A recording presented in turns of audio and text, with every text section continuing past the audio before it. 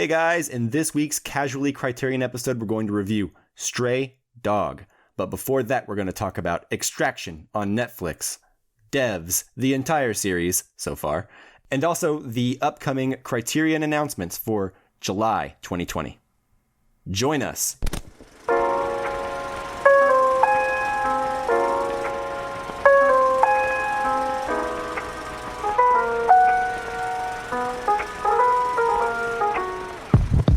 Hello and welcome to the Casual Cinecast powered by Cinelinx. My name is Chris, and with me as always is a guy who's still jealous of my top 10 list. Mike, how are you doing today?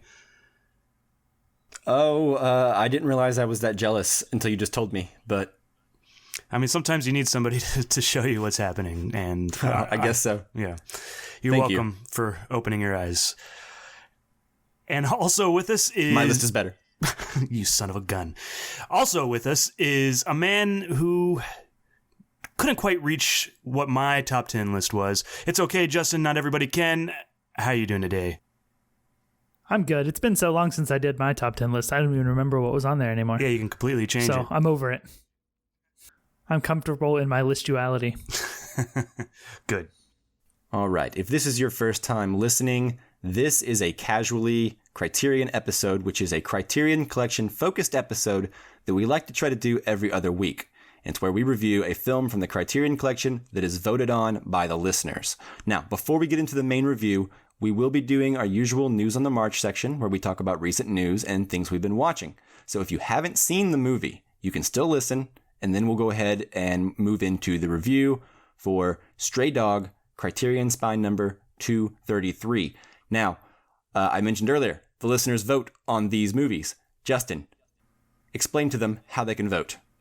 Sure. So you can vote via social media on our Twitter account at Casual Cinecast. We also post about the polls on Facebook and Instagram at Casual Cinecast as well, but you have to go to Twitter to actually vote in the poll. And the way that it works is that we each pick a film from the Criterion Collection based on a certain theme. This last theme was Toshiro Mifune because they are celebrating what would be his 100th birthday on Criterion Channel. So we picked 3 Toshiro Mifune films. Stray Dog obviously won with 36.4% of the votes. And then we actually also had, we had a tie, right? Not a win, because Sword of Doom came in second.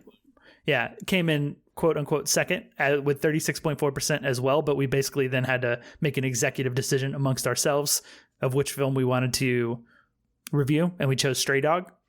So we had a tie there. And then coming up last but not least is Samurai Rebellion with 27.3% of the votes. Ugh, disgusting. It's been so long, I no longer remember who had which vote, but I'm guessing that, Mike, you had Samurai Rebellion. That was your choice? Yep. Okay. Yep. I've seen all of these movies, and Samurai Rebellion is the best one, in my opinion. I think the listeners were wrong. Well, maybe they'd all seen it because it's the best one, so that's why they wanted us to review it the least, so they could watch one of the other ones, you know? There we go. That's an obvious answer. That's it. But yeah, like I said, you can follow us on Facebook, Twitter, and Instagram at Casual Cinecast. So you can vote on our Criterion poll there. You can also send us questions if you want us to discuss a certain topic about the movie we're reviewing. You can also email us at casualcinemedia@gmail.com. And then, of course, if you haven't done so already, you can go into iTunes, give us a 5-star review, and let other people know that we're a good show that they should be listening to. Yeah, and real quick, just a sidebar. I said that, we like to do these Casually Criterions every other week, which is usually true. We like to alternate between current movies and Criterion movies, and that's kind of what we like to do here.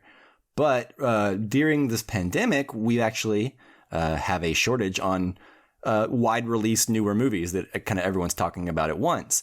So actually, we have 3 special episodes, just like right behind this one in our feed.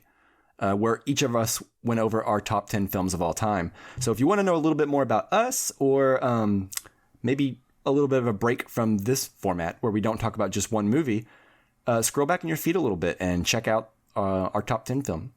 Yeah, they're a lot of fun. Yeah. We had fun doing them. Absolutely. Yeah. And as you can tell, Chris got a little arrogant over it. And so we had to bring him down a peg or two over the next week or two. I think my bringing me down a peg is coming up in the next section, so that's coming up. Yeah. Good point, Chris. Let's get to that. What do you say? Let's do it, yeah. Yeah. All I right. want to bring so, Chris down. News on the march. News on the march!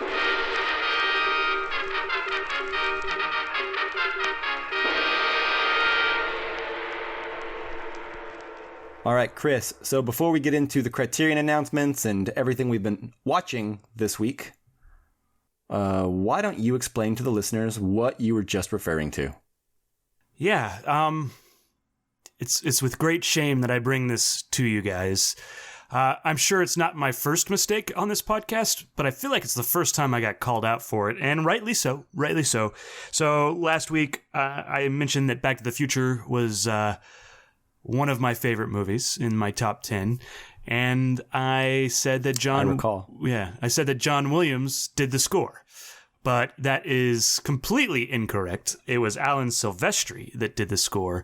I lived my whole life thinking it was John Williams, and in my defense, there's not much of a defense here, but like I was like, how in the world could I possibly think that it was John Williams and it was Alan Silvestri the whole time? But like there's a whole Reddit thread like on people arguing, and there's some people that think that it's a Mandela effect.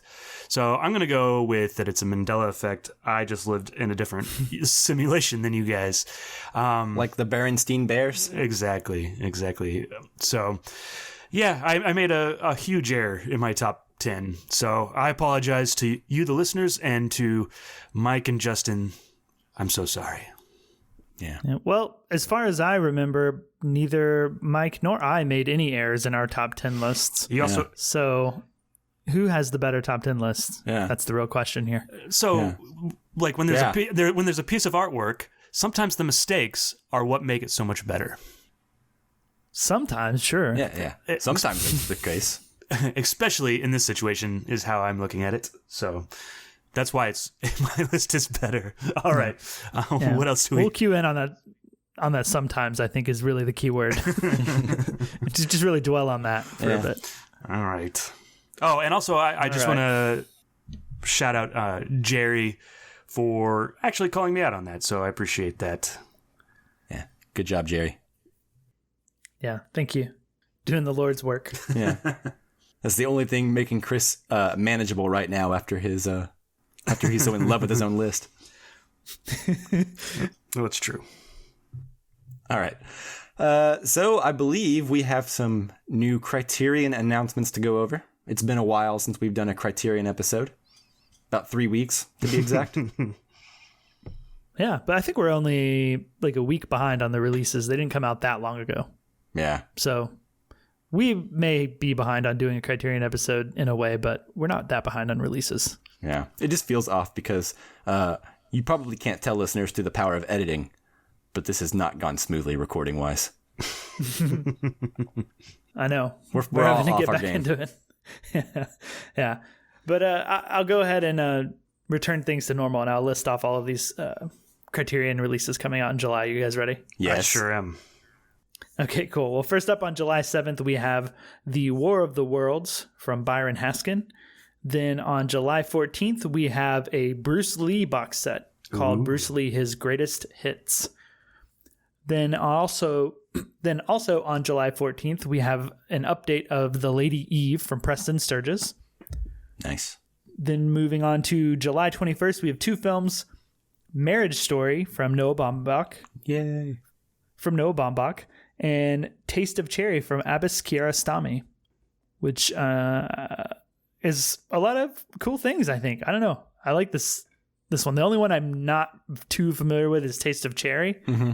Same. But the rest seem either super fun or is a movie that's kind of fun but kind of depressing that I really like a lot.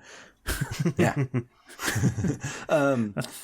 Yeah, I'm really excited about Marriage Story. I'm really excited about the Bruce Lee box set. You know, that's the thing that I want to see what Criterion can bring to the table that like other, you know, Bruce Lee releases because, you know, Bruce Lee releases usually aren't rare. Most of his movies you can probably find, I think. Yeah. So I'm curious to kind of see like, much like Charlie Chaplin, like what can Criterion bring to the table that wasn't already brought to the table by dozens of other people over the years, you know? Yeah, I think one of the things that they have is in this box set is Enter the Dragon, which is normally it's sort of standalone movie. And like his other box sets and other releases include like the smaller movies, like Chinese Connection or. Yeah. Things that are in here too, like The Big Boss and Fist of Fury and Game of Death. Those are in kind of the Bruce Lee box sets that you find all over the place. But this one also has Enter the Dragon and The Way of the Dragon in it. Cool. So it's got some of his bigger ones too, and not just like the really small, lesser known ones. You know what I mean? It also has really cool artwork. It does have cool artwork. Mm-hmm. But an iffy title, I think. Like Bruce Lee, his greatest hits. I mean, I guess it's kind of funny. Like it's kind of a punny title, right? Mm-hmm. Which I kind of like. But until you think of it that way, it's kind of like, oh, okay, his greatest hits. Sure. You know? Yeah, I mean, especially because there's been so many like Bruce Lee box sets over the years. It doesn't like what is the like Ingmar Bergman Criterion one called? Ingmar Bergman's Cinema. See, that's not that much like more dashing and daring of a title than Greatest Hits. It's not, but it's like his greatest hits is like the subtitle, right? So I don't know, it just has a little bit more weight to it than just Ingmar Bergman Cinema. I get you though. You're not wrong. Well, either way, it sounds like a pretty awesome month. One of the strongest months, at least in my opinion, for my tastes. Yeah, I hear Taste of Cherry is great. Yeah, I honestly don't know anything about it, to be honest with you, other than I've heard of it.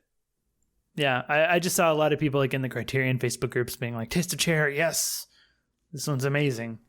Which, granted, there's going to be people that do that probably about every film Sure. that comes out, but I thought I saw a little bit more of it. And then, of course, Marriage Story, we were all very high on from last year. Oh, yes.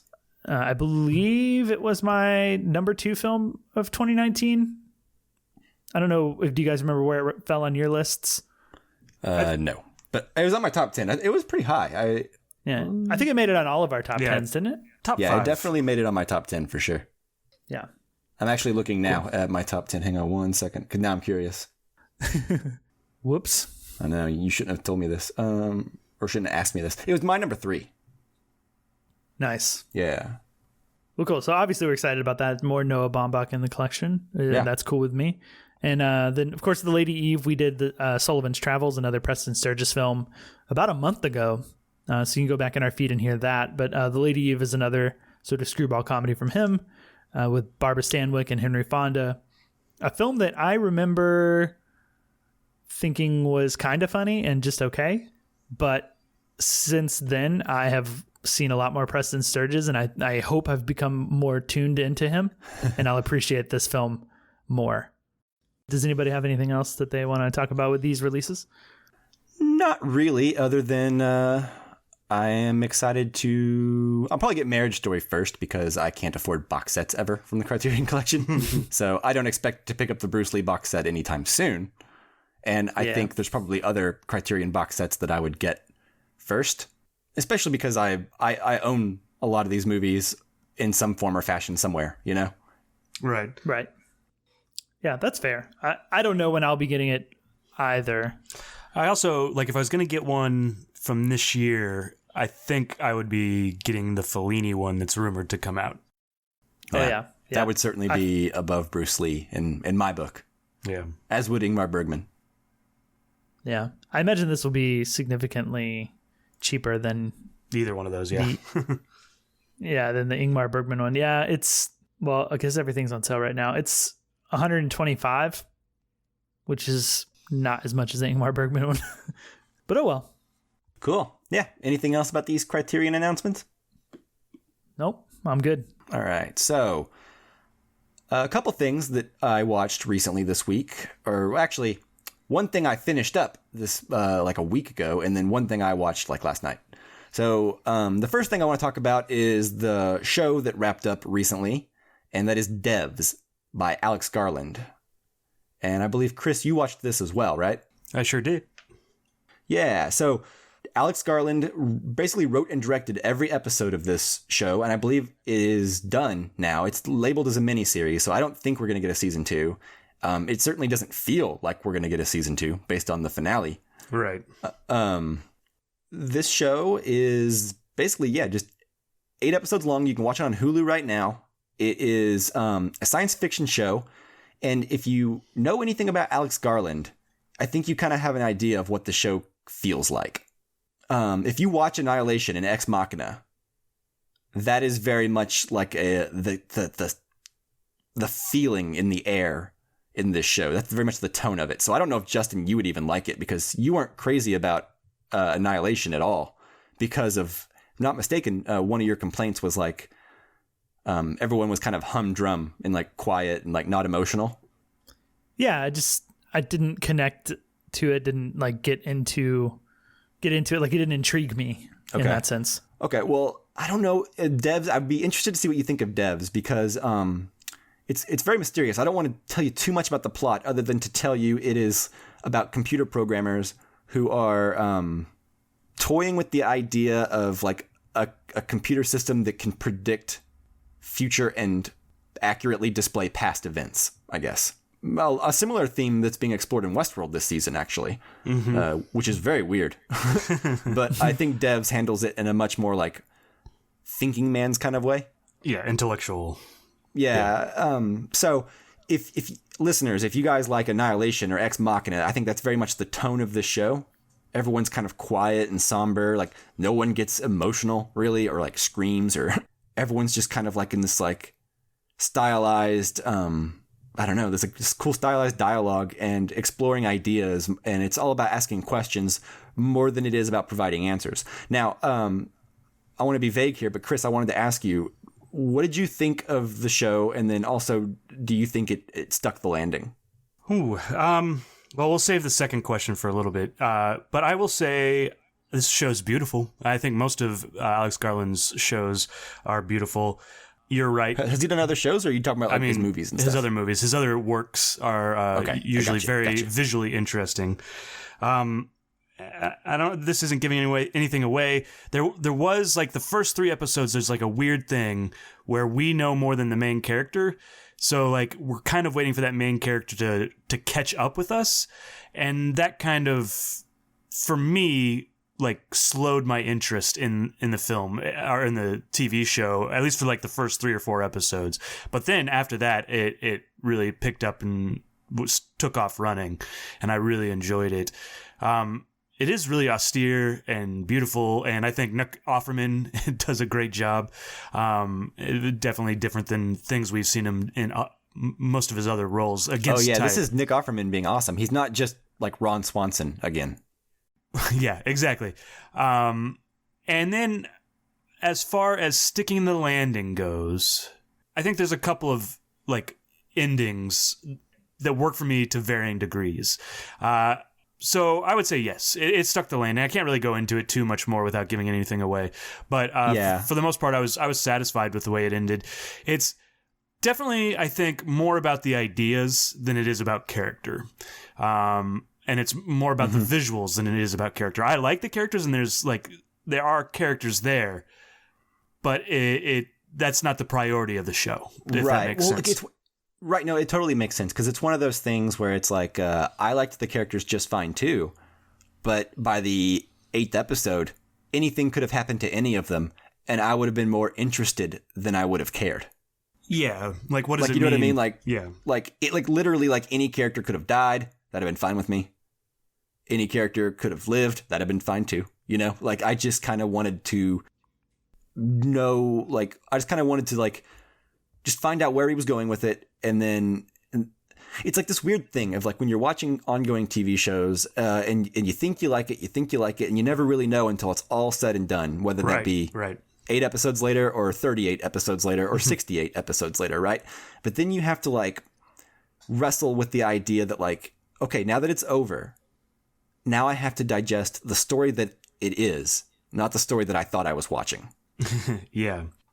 You know what I mean? And that seems to be where a lot of problems with fandoms come in, right? Like, with a lot of endings, you know, when they have to start making decisions about things, that's whenever people start getting upset. So I think these like little one-off shows like this, it actually works out better, because even though I've invested 7 hours into these characters, I'm watching this show on like a very like a different level than something like, like Better Call Saul or, you know what I mean? Because it is about ideas, and the characters, although likable, are very like humdrum kind of, to steal Justin's term from Annihilation. Yeah, I would be interested to see what Justin would think about this, but I feel like there's not a lot to connect to as far as the characters go. You connect to the ideas of what these people are doing, and I found that fascinating. And then on top of that, there's a great score, and the visuals are awesome. So that keeps me interested. Yeah, and it's all written and directed by Alex Garland, so every episode just feels like the next part of a long movie. It's really, for sure, I don't know, it's cool. I like it. Agreed. But anyway, moving on from that, really briefly, let's just hit on this. We both watched Extraction on Netflix, right? Mm-hmm. And this is, of course, the new Chris Hemsworth movie. It was actually directed by the stunt choreographer Sam Hargrave. And yeah, he's primarily known for stunts in Avengers, all the Avengers movies, basically. So yeah, this is his stepping into the director's chair to film an action movie. And Chris, what do you think of this movie? There are two really good set pieces, I think, in this film. and then once again, it's the same thing as Devs. This movie is not about character. It's about getting the character to the next set piece that's supposed to be really cool. I would argue that this movie thinks it's about character sometimes. But for me, the character that is there, or the plot that is there, is very traditional. It's you know what's happening. You know what's going to happen. Mm-hmm. So for the most part, for me, it's about the set pieces. And in this situation, the set pieces have to be really amazing because the rest of the movie is kind of humdrum. And I don't know that it lives up to it. There are two pretty good set pieces, and there's one like I liked the middle set piece quite a bit. It's supposed to be one long take. It obviously isn't. There's like computer cuts and stuff like that. But I did enjoy that sequence. And so I don't know that I would recommend it unless you could even just fast forward to those action sequences because you know it's going to happen. Mike, what did you think of it? Not too far off from you, actually. I would say Chris Hemsworth is fine. Yeah. Yeah, like he's not bad at all. The problem is like his character is just like a textbook. I used to have a son, but now I don't. And what do I live for? Nothing except my job, my highly intense job where I have to shoot people and kill people and do stuff that's like highly skilled, but I don't care at the same time, But also I work out every day and like maintain like a ridiculous body. Even though, in theory, if I was like this in real life, I'd be drinking myself to death or something. But anyway, he's one of those characters. I don't know. Here's what I'll say is like good action. Guys, I like well-filmed action. Yeah. And I would say that this movie accomplishes that most of the time. The problem is it doesn't know if it wants to be The Raid, John Wick, or just like a traditional like Rambo type movie. You know what I mean? It switches gears kind of. And like, if you're going to be visceral action, like it's trying to do like The Raid or like John Wick, then you need to do less plot. Yeah, for sure. You need to do less plot, and like even John Wick 2 and 3 do too much plot from my book. You know what I mean? Like, I think the reason The Raid works is it's 80 minutes and 60 of those minutes, or no, dare I say 70 of those 80 minutes are entirely what you're there to see. And it keeps upping the bar, right? This movie, the bar peaks 40% into the movie. Yeah. And then I have to sit the rest of the movie wishing that I could get back to that one spot. And even then, that spot's not even perfect, right? Like, there's a lot of bad CGI and like smoke and fire and stuff like that kind of bring me out of those things. So I hear a lot of people praising this movie, and it's not terrible, but I'd say it's too mediocre for me to even be excited by the stuff that it does well. Yeah, while I was watching it, I kept thinking about Mission Impossible, because Mission Impossible does all that action stuff so well, And then on top of it, you have a great story. And most of the time, I'm invested in the story with Mission Impossible and stuff like that. So it just kind of made me miss Mission Impossible. Yeah. And I don't know what it is. I think it's because everyone in Mission Impossible has charisma. And it feels like no one in this movie does. Like, Chris Hemsworth is fine, but his character is not a very charismatic guy. Yeah, I think it's more about the plot being very traditional and, like, what's going to happen. And I think... Sure. But, like, I mean, I know what's going to happen in Mission Impossible movies, too. And, like, for the most part, right? Like, I know he's going to save the day. But, like, so I don't need to be surprised. I just need to be enjoying myself, having a good time. Yeah. You know what I mean? With something like that, you feel like you want the people who have made the movie to put in the effort, right? To at least like not give us this sort of standard plot, even if it's not necessarily surprising. Well, Chris Hemsworth is a charismatic guy. We've all seen that, right? He's a likable, funny guy.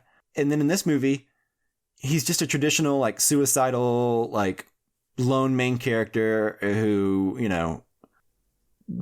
he cares deep down kind of thing. And it's just like, there's only so many ways you can, you can't reinvent the wheel. I'm not trying to ask them to reinvent the wheel. I'm just trying to say, like, have the script feel a little more alive, right? Yeah. Like the first scene in the movie, Chris Hemsworth is like laying down outside with like two people, which, by the way, I'll just say a sidebar. I think they used a lot of local actors here, like in all the different countries they went, which is pretty cool. Like, they go to Australia, they use Australians and stuff like that. But anyway, the movie starts out and Chris Hemsworth literally like is like hanging out with his friends and they're like, "What's up, buddy?" And he just kind of gets up, walks away aimlessly, walks off a cliff, jumps into the water, and the next shot is him sitting on the ocean floor thinking about death. Mm-hmm. And it's just immediately, eye-rolly. You know what I mean? It's just like the first 5 minutes we're already hitting cliches. You know what I mean? And it's just, it doesn't stop from there. Yeah. You know how I knew that that's how this movie was going to be before I ever watched it or heard you talk about it? I am curious because I didn't even know what the movie was going to be before I sat down to watch it. But then again, I also had heard of it very shortly before I watched it. The title. Yeah, it's got a bad title. It's a bad title. It's like the single word that doesn't necessarily mean anything. Well, it does mean something like, here, but you could probably guess it within. I know what it means, I guess. Yeah, probably. But it's like calling a film like Rescue, or for a real example, Shooter, right? Like, yeah, exactly. Or like Taken. Yeah, or like if you will. I mean, people Dilemma. like Taken, but you remember that movie, The Dilemma, with Vince Vaughn and Kevin James, that was directed by Ron Howard? I do. That's a bad example, but sometimes putting "the" in front of your title will like rescue it from being a bad title. I don't think it does it in that case, right? Because the other word is dilemma, which could be the name of literally every movie, just about. Exactly. But this one, like even The Extraction, would have been a slightly more intriguing title. Yeah, The Raid. Yeah, like the Raid, guys. The James Bond. I just fixed this movie, and you want to know how to fix this movie?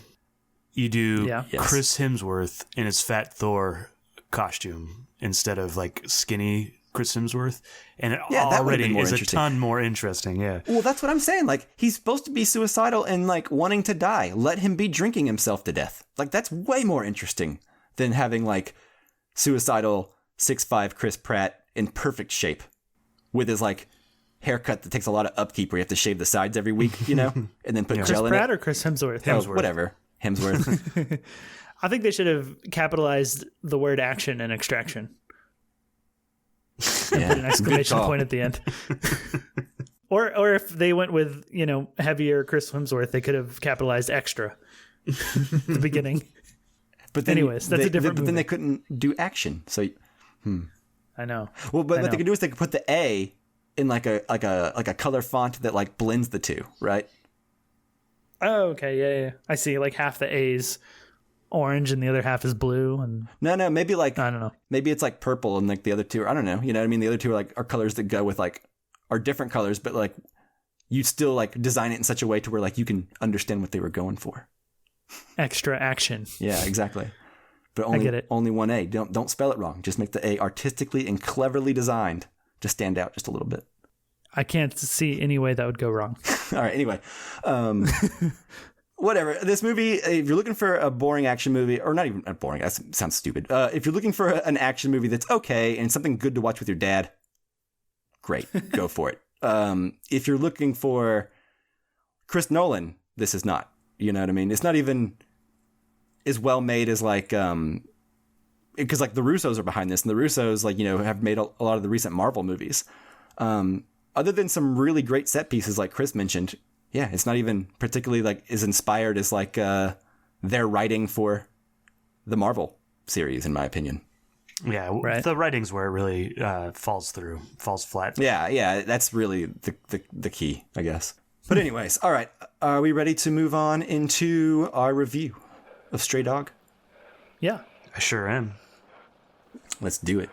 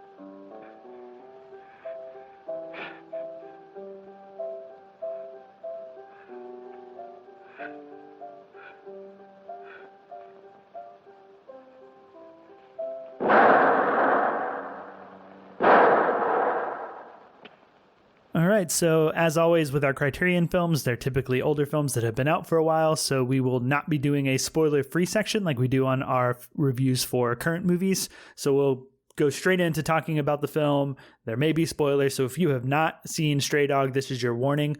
Pause this podcast, go watch Stray Dog on the Criterion channel or wherever else you feel like watching it that it's available, and then come back and finish this podcast. All right. Stray Dog was directed by Akira Kurosawa, starring Toshiro Mifune, Takashi Shimura, and Kiko Awaji. Awaji? Yeah. Okay. That's what I would say. Okay, good. The IMDb synopsis says, during a sweltering summer, a rookie homicide detective tries to track down his stolen Colt pistol. Yep. Yep. Can't argue with it, and No. I wouldn't try. All right. He's shot down quickly. So, who wants to get us started? I say the person who chose this film should get us started. I said earlier I don't remember who did that. So I know, if but it anyone else wasn't can me. tell me. Yes, I do know it wasn't you, so I guess it was either me or Chris. I think it was you, because I think I chose Sword of Doom. All right. Okay. Yep, that's right. That's what happened. Dang it. Okay. I think I recall picking this one so that we didn't have 3 samurai films and we had a little variety, so that makes sense. Okay. All right. Fair enough. Well, I will go first. This was my first time to see this movie. It's one of the Kurosawas that I've been wanting to watch for a long time, but just haven't quite made it to. At least one of what I feel are his bigger films. Mm-hmm. And what I will say about this film is that compared to some of the other Kurosawa films or some of the older films, and I guess films in general that are on the Criterion Collection that can be kind of slow, this film is maybe the fastest moving or the fastest accelerating Criterion film that I've seen. And especially one of for an older film, it's one of the few older films I've seen that are on the first line of this movie, we're into the story and we're moving, right? This film opens with outside of the opening credits, it opens with him at the desk saying I've lost my gun or whatever. And then we're off on this, I guess crime serial drama, whatever you want to call it, thriller of this young cop who is basically freaked out because he's lost his gun and he doesn't know what's going to happen with it. I guess I find it interesting that he's as worried about his own reputation as he is like feeling guilty for what happens with his gun now, which I think is where a lot of the themes of this movie come from, or at least what I found myself dwelling on that I really liked was kind of this idea of, you know, is it the fault of the police? Is it the fault of this guy who lost his gun, who had his gun like pickpocketed, that all of these murders are happening? Or is it the fault of the criminal? Like, where does blame lie? I found that all really interesting. I think there's like two really great performances from Mifune and Shimura. Takashi Shimura is another one of like the actors that Kurosawa works with a lot that doesn't quite get the limelight that Mifune does, but he's always really impressed me, especially with Akira is a really good one where he's a guy who finds out he has cancer and doesn't have very long to live. He's really great in that, but I kind of like him better in this movie. Like he's like the more interesting character to me than Toshiro Mifune. So I found myself like really, really interested in him and pretty bummed out and surprisingly shocked later on in the movie when he actually gets killed. I didn't really see that coming and I was like, oh no. And I was actually a lot more moved than I am in like the typical crime thriller. So I think Kurosawa like really hits the ground running with this film, and it's kind of this like other than one or two scenes, like it feels like this sort of like breakneck pace crime thriller that I didn't know Kurosawa was like capable of, because some of his other films are I feel like his films are a little bit slower, even though they're a bit more actiony than something like Ozu's films. And the other thing I'll say, I think this is one of his earlier films, correct? Like is this before Seven Samurai? Yes. Yeah, so, and you can kind of tell, I don't know if it's the quality of the Criterion transfer that's on Criterion Channel, but it doesn't look great. It looks a little bit lower quality, maybe. And again, I don't know if that's the transfer or like the film stock, because maybe this is, you know, it was made in 1949, which is shortly after World War II, right? And so maybe it's just kind of a lower quality of film being produced at that time because the countries are covering, and I don't know what it is, but if you can look past like that transfer quality, there's an insanely well shot film here. Like a lot of the composition, the camera work, like it's so like masterfully shot and told that like, to me, it was like, I want to see this film in a better transfer. Like I'm hoping that, you know, someday this gets a Blu-ray upgrade, because right now it only has a DVD, because I think that there's an insanely good looking film here, which I'm sure we'll get into the camera work and the movement and the composition and all of that, because I think that's where one of the best things about this movie is that you can just see how like amazing Kurosawa is at his craft of filmmaking, right? So I'll end it off by saying that it's a really well shot movie that like moves along. I don't know that I super loved the movie. Like I'm not head over heels about it, but I think it's certainly a very entertaining, very accessible crime drama film, better than a lot of like current crime dramas that I can think of. Maybe it's because crime drama isn't really something that speaks to me unless it's like insanely good and like a very rare exception. But I do like this film. Like I feel like I'm kind of in the 3.5 to 4 out of 5 star range. So yeah, that's where I'm at. So I'll toss it off to whoever wants to go next. Sure. Yeah. So this is my second time to see this film. I don't remember when I first watched it. I watched it a long time ago. And I never forgot it, especially the ending. I found the ending scene to have never left me. A lot of the other bits of the movie did, actually. Like, I also, this time when watching it, was surprised by how much I really enjoyed Takashi Shimura. Yeah. Oh, real quick. I'm sorry. I don't mean to interrupt your thought, but I said earlier that he died. I thought he had died in the scene that he gets shot, but you reminded me that he actually doesn't die. But that's how hard it hit me. I was like, oh no. Yeah, it seems like he died at first because he's like, anyway. Yeah, because he kind of gets up, like he's going to get up in the rain, and then he like collapses, and I'm like, oh, that's movie language for someone who just died. Yeah. But anyways, I'm sorry to interrupt. I want to correct my mistake now. Yeah, I was so confused. I was like, man, did I miss something? Yeah, I was like, wow. Man, he must have been way more into this movie than I did, because I can't even remember that. He was talking at the end, and he somehow read into it that he's dead. Yeah. He's like, when you leave this room, I'm going to die. Anyways, I'm sorry. No worries. Yeah, this movie, it does hit the ground running. I will say, though, it didn't feel as fast-paced on my second viewing as you're describing it. In fact, when he's walking around looking, like waiting for like the scouts to come find him and proposition him to buy a gun, and he's just walking walking and walking, it feels like that scene goes on forever. It's a very long montage. Yeah, it's a very long montage of him trying to get noticed by criminals that we haven't seen yet. Yeah, I'll give you that. But yeah, that's probably the weakest part of the movie I can think of. The rest of the movie is really, like you said, firing on all cylinders. It's shot well. There's some really interesting camera movements going on. Mm-hmm. There is this idea that Kurosawa is already beginning to wrestle with in this post-war Japan, of like, what is next for us? You know what I mean? Like, you have Toshiro Mifune's character walking around, questioning things that led him here and what's going to become of him after this, and it very much strikes me as, him talking about Japan. Like, he might as well be thinking of like, where are we going next? You know what I mean? Like, what is next for us now? Are we going to be, the rabid dog? Or are we going to be something better?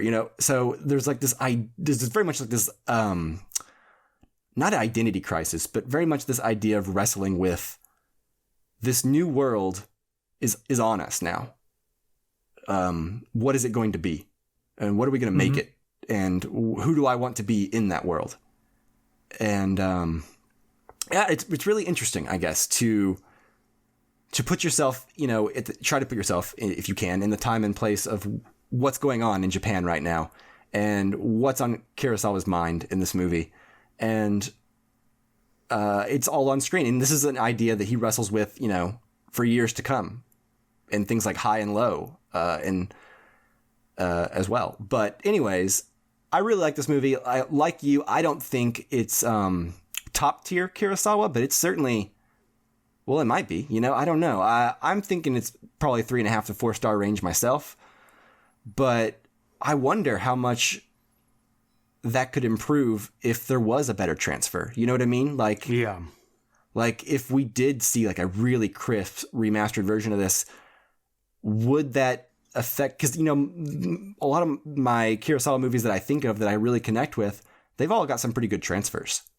But I like a lot of movies that don't have good transfers. So I'm not saying that's like a necessity, but I do wonder, because I agree with Justin. I think this movie is well shot, but it not at face value. Like, you can tell it's well shot, but I guess it's not pretty. It's not pristine like some of his other Criterion releases are. Yeah. So anyways, it's good. It's solid. I can't think of much that I don't like with it, but I'm interested to get more into it, I guess, and find out what it is that's stopping us from loving it. Or at least Justin and I. What do you think, Chris? Yeah. I think I'm right there with you. I think it was on another podcast or somewhere I heard them compare Stray Dog to Uncut Gems. And when I heard him make that comparison, I think it's a very apt comparison because it's, a desperate man, looking for his gun. Now, while it may not fit into the film very well, one of the things I appreciate the most is that 8-minute montage of him in the black market. And one of the reasons for that is, Mike, you talked about how the ending stuck with you. I had seen this movie before, and the thing that stuck with me was the black market aspect of it, because what happened was, I think it was the second unit director took a camera in a box and just started filming the actual black market that happened down there in 1949. So it's almost like this a time capsule that we'll never get to see again, but they're actually, I wouldn't call it documentary, but they're shooting the actual thing that was there at the time. So we get a brief glimpse at what it was like to be in Japan in the black market in 1949. So while I agree that it doesn't necessarily fit into the movie, or it could have been shorter, I do appreciate like what we do get out of it. That glimpse into Japan in 1949. I do really enjoy that. I also do think that this is Kurosawa taking steps to becoming the director that he would one day become. And in this situation, he's not quite there yet. There are some shots that he doesn't ever like necessarily go back to, like there's some tracking shots and stuff like that.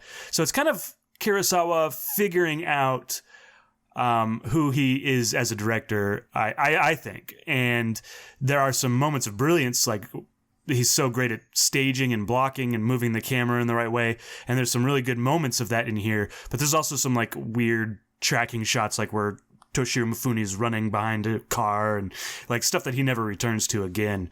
But I really like this. I think I like some of the themes too, about the idea of Toshiro Mifune's character and the guy that eventually ends up with his gun, like basically being the same person and making different choices.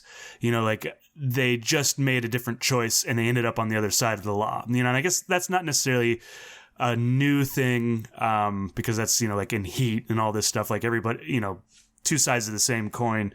But I did enjoy that in this film. So yeah, I especially for that, for the sequence in the black market, I really appreciate this film and I really like it. I think I'm closer to 4 stars for this than maybe you guys are, but yeah, I really enjoyed it. So I'm excited about diving into it.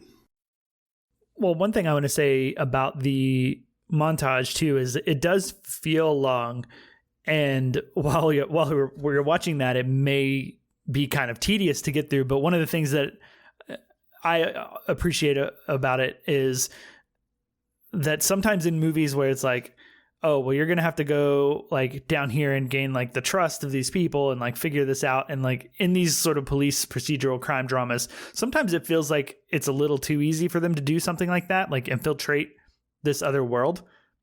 And I do like really feeling that he puts in the time. That's true. to get in with these criminals and doesn't just go down there and within 2 minutes of movie time. I mean, that can be pulled off well, you know, to make those 2 minutes feel like they put in the work. But I guess whenever he got there, I really felt like he deserved it. I didn't feel this like, well, this is convenient for the story that this has happened so quickly.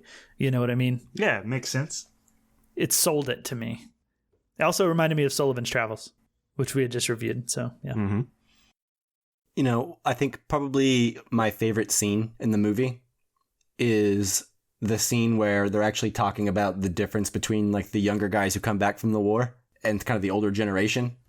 Right. And I like, yeah, like you kind of, Chris mentioned it earlier. There's this kind of idea that Toshiro Mifune and the man they're chasing who has his gun, there's very much this parallel between them. The idea that they both come from the war, but they kind of chose different paths once they got back. But what circumstances could, you know, put Toshiro Mifune's character in the same position, you know? And it's interesting to think about how this unprecedented war really just immediately changed the world forever for them. And this idea that like you just kind of talk about it over lunch, the subtle differences, not necessarily dissecting like PTSD like you would today, you know, like in a movie. It's very much kind of this somber, kind of sad reality where like they just kind of like, yeah, well, you know, this generation's different now. Yeah. On that note, like, I mean, one of my favorite scenes is the moment where he's with the girl that pickpocketed him after he followed her everywhere. And they like sit up and look at the sky. And it's like a moment where they've been going through this war for so long and they haven't taken a moment to look up at the sky. You know, like she's like, it feels like I haven't looked up at the sky for 20 years. And I think they mentioned this in the commentary where, you know, they were a nation that was like basically ready to commit harikiri if the emperor asked them to, right? And so they weren't quite sure what to make of being occupied, and like they're very disillusioned, I think. And this is also like that time, it's right before the economic boom where like they started making money, so everybody's like real poor and, you know, like not quite sure of where they are as a nation. And I found that the Stray Dog is so great. I mean, it's a great movie, but it's even better at what it reveals about Japan as a nation in that time. Yeah, I agree. And I think the heat. Let's talk about the heat wave going on in this movie. It's ever present. Everyone's always so glistening with sweat. You know, it's very much like Do the Right Thing or something like that. Yeah, wiping their faces with rags. Yeah, constantly throughout the movie. What do you guys think that adds to the movie? For me, I think it adds tone. It adds like a sensation, like a touch sense to watching this movie, right? Like, I don't know if you guys found yourself feeling the heat at all. Not necessarily like I wasn't sitting there sweating while watching the movie, but it takes its toll on you as a viewer. Like you start to almost feel it, right? Did you guys have that? Yeah, well, you get tired. It makes me tired. It feels like I'm like, oof, like watching him walk around and sweat and stagger, and it's just like, or like be on a bus with like all these sweaty people, and I'm like, oh, I bet that bus smells awful, and I bet these people smell awful, like walking around these streets.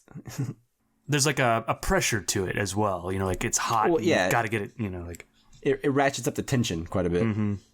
And that goes along with one of the things that I've really taken notice of in Kurosawa's films after watching, there's a YouTube series, Every Frame of Painting, that did a whole video on Kurosawa's like camera movement and how he always had movement. And then one of the things that he points out is Kurosawa's use of like weather and how he uses that to make things like cinematic. And there's definitely examples of that throughout this movie with like how cinematic and like heavy and intense like the rain can be, or the wind. Yeah. But I find it interesting that he does it with heat in this film, and really makes you feel that, and really makes it like such a huge piece of the film. You know. Well, it gives like this idea of like there's no relief anywhere. Right. Yeah. You know what I mean? It's like the whole country is just stuck in this boiling, like stagnant. You know, no wind, no change, no hope. You know, it all just kind of feels somber, I guess, is kind of the word. Or like I compared it to Do the Right Thing earlier. It kind of serves the same purpose in Do the Right Thing, where it's like it helps kind of these racial tensions in that movie. It kind of helps them, you know, swelter under the surface too, amid a heat wave in New York. You know, so it's kind of like the same thing here. Is like his journey seems even more desperate as he's walking around all day on these streets and surrounded by sweaty people in a suit, no less. You know, and so yeah, the whole movie you're always aware of it. You never forget it.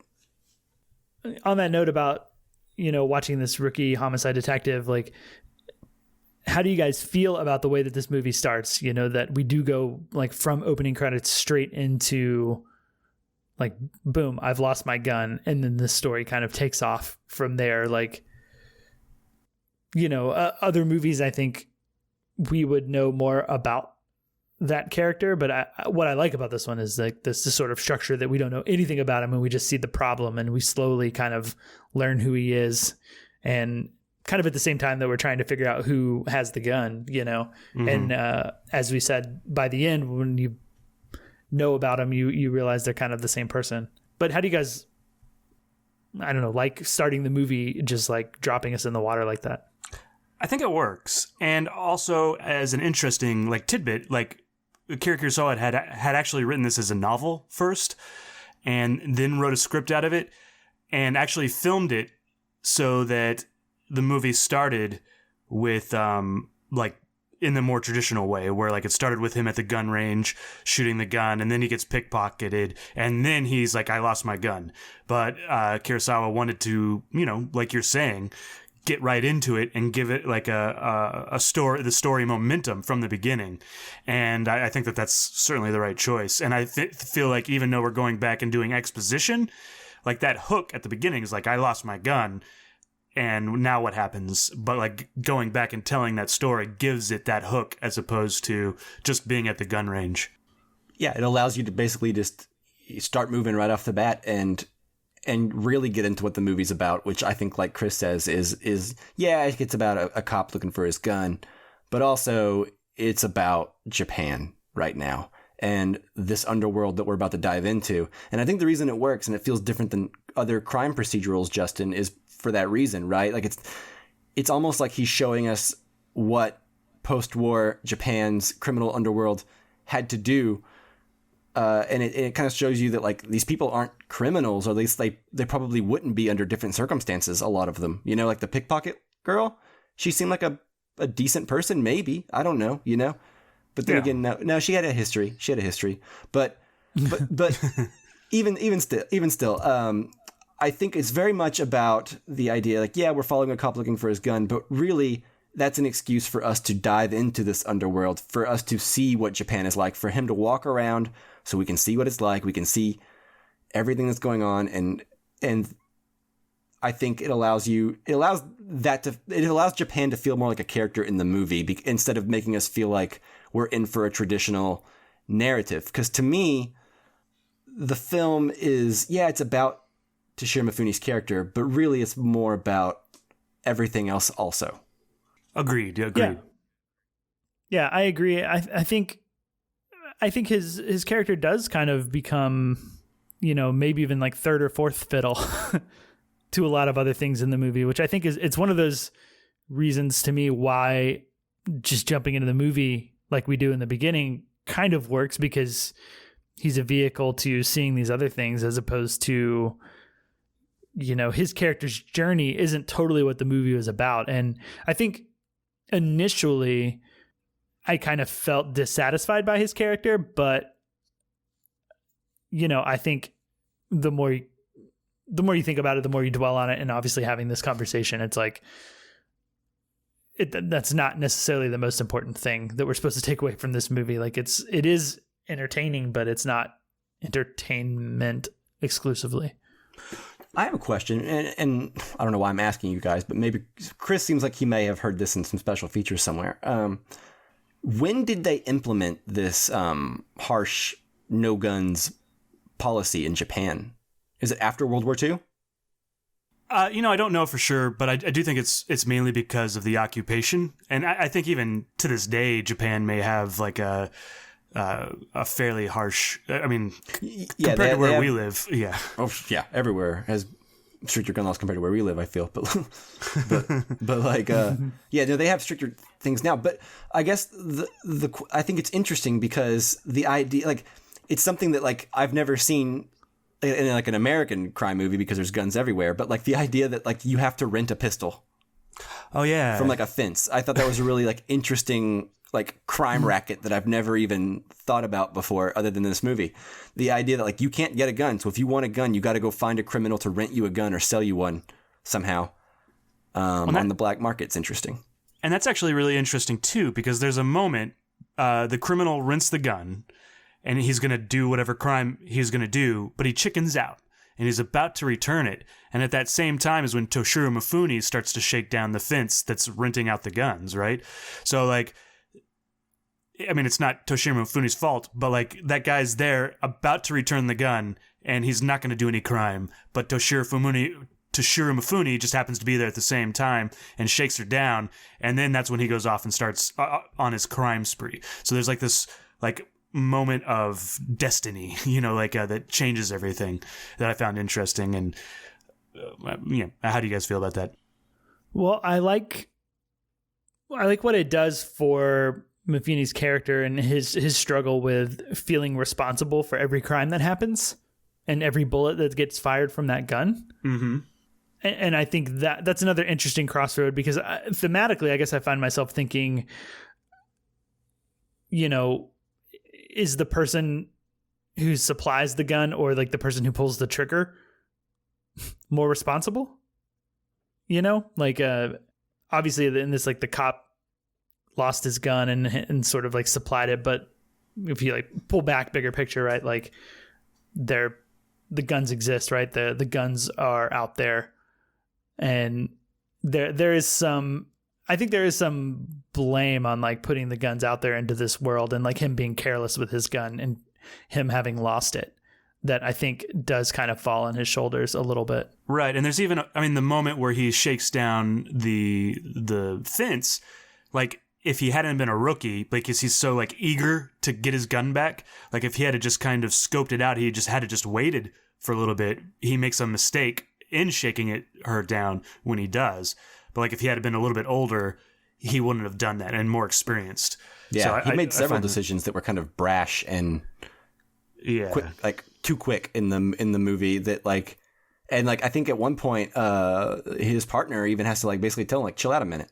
We got to think about this. Like in the stadium, he's ready to just like when dive in there and like him. Yeah, and he's like, no, he's got a gun. People might get hurt, and like that's kind of the journey and the arc that Mifune's character kind of does have to go on throughout the movie, which is like, no, you don't understand the value of like human life and like the danger and the seriousness of the situation.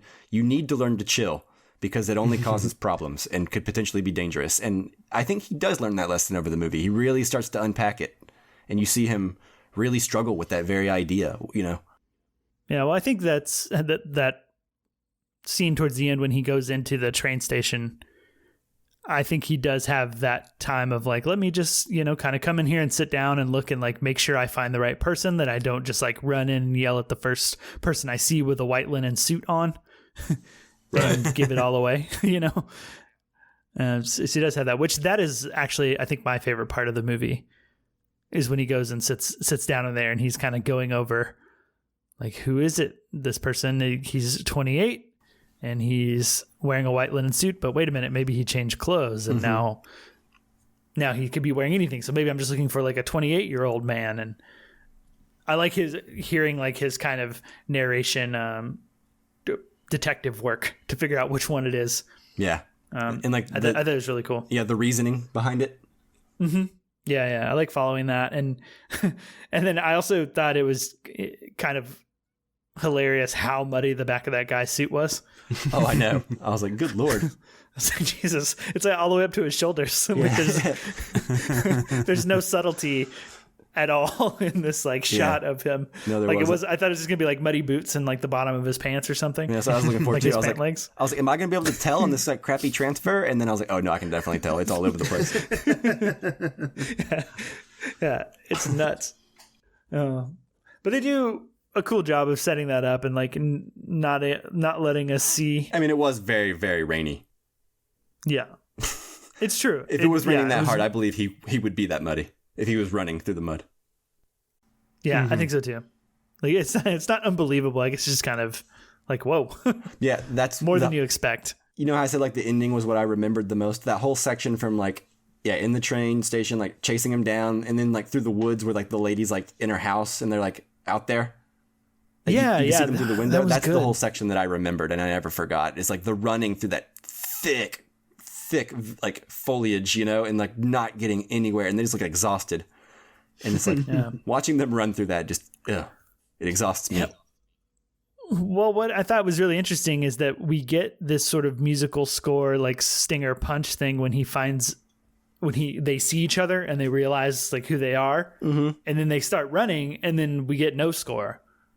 Right? Like it's just the sound of them running, like the footsteps and the breathing and the yelling or whatever, which is cool. I think it works. But then we have what I thought was score briefly, which was this like weird against the mood sort of like happy piano music. And I'm like, what? Yeah. Why is this piece of score here at this moment with it like staring each other down with a gun, and then we cut and see it's like a woman with a window open playing piano, which I thought was just kind of fun. Yeah, it's neat. So Mike, the ending, you said the ending stuck with you. Does that extend to like the final scene of the movie? Like where they're talking? No, I mean, it might now, like now that I've seen it twice, but no, just mainly I remembered the whole chase sequence because I remember the first time I watched it, I remember being impressed with how well that whole segment was filmed. Which we kind of talked about earlier, right? Like it's a well filmed movie, but most movies from the 40s are not filmed quite that well, even in their action sequences. So that's what I think stuck out to me the most, and the mood. Like the music, the lady, in the house, the shot to the window, the running. I just remember it felt like a fitting climax to this tale. Of like, it felt like Toshiro Mifune had been on a journey. I'd been on that journey with him through this sweltering heat, and like you said, you kind of feel that heat. And I think, you feel everything in this movie. I think you feel the rain, you feel the chase through that thick vegetation that seems miserable. All of that I think is just it's just so well executed, I guess, is what stuck out to me. Yeah, what do you guys make of the criminal yelling at the end when they're both on the ground? And that scene just ends with him just kind of screaming his head off, and it's bizarre. Mifune's just looking at him. Yeah, it really threw me. It was like, it's almost like like in Apocalypse Now, spoilers for the end of Apocalypse Now, when Kurtz dies and he's like, the horror. Maybe it's something like that. It's just like, I don't know, he's just like, everything sucks. I kind of feel like the criminal, like if we were to do a movie just about the criminal, like it would feel just as pressure filled. Like the criminal's got to get some money, so he gets the gun, he chickens out, and then as he's trying to give the gun back, Toshiro Mifune shows up, and then he goes and does the crimes and stuff. And so I think it's just as pressure filled. He's been through what Toshiro Mifune has as well, like this pressure cooker of this stuff that's happening. I mean, he's been through war too. He's been through World War II, and he's obviously not taking the exit of the war as well as Toshiro Mifune's character even is, because look for sure where he's at. Yeah. Mm-hmm.